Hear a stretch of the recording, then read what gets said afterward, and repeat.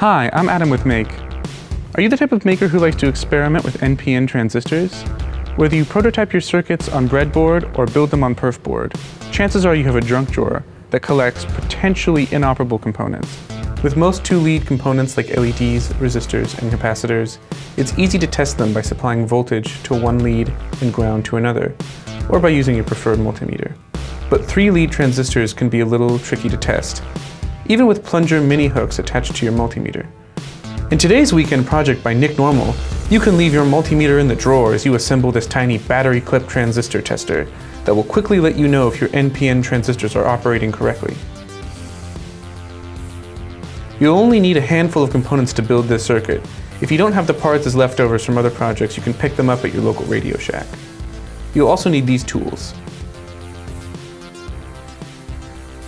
Okay, so first a little about bipolar junction transistors. Transistors come in many types and packages, but the most common types are these three-lead NPN transistors, identified as package type TO92. You'll notice one side is curved and the other is flat.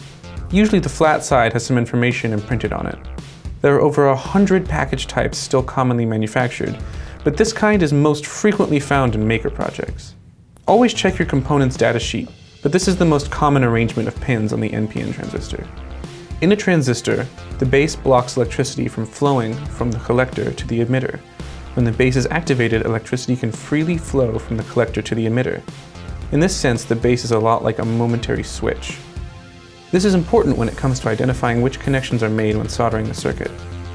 This circuit is super simple, but without the collector-base junction connection, the circuit is inert.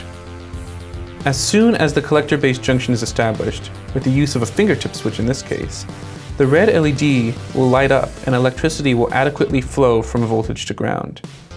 That's all that's going on here, and rather than using the transistor in a circuit, we're going to use this design to make a tool to test transistors. First, cut two pieces of perf board down to size. Use a rotary tool and a cutoff wheel, and be patient as these cuts are quite small and precise. One piece will accommodate the bulk of the components, and the tiny pad will act as a momentary switch when pressed with a finger. Use any 3-pin header, or make a 3-pin header from single-pin headers. You might already have something similar in your workshop's junk drawer. Cut and strip the wires. Insert the resistor, LED, and 3-pin header in the large perf board per the circuit diagram. You can find the circuit schematic and diagram over on the project page. Bend the component leads so you can flip over the perf board and solder the components in place. Now, cut and strip the 3 short lengths of wire. 2 will be soldered to jump the transistor's collector and base points to the tiny fingertip switch pad. The other length of wire will jump the transistor's emitter to ground. Solder these in place per the diagram. Cut and strip the battery snap connector's leads to a short length and solder these leads to the perf board. Lastly, apply a small dab of hot glue to the top of the battery snap connector and press the perf board firmly into the glue. Hold this in place for a minute. You now have a super simple homemade tool for testing NPN transistors. Let's try it out.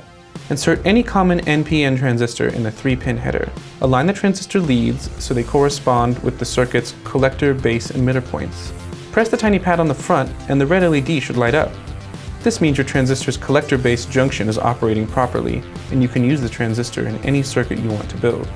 Now, it should be noted that this tool only works with testing NPN transistors, not PNP transistors. This is because their pinouts are different, and the circuit to power the LED would be different. Check out the project page for more details or challenge yourself to figure out how you would redesign the circuit to operate with PNPs.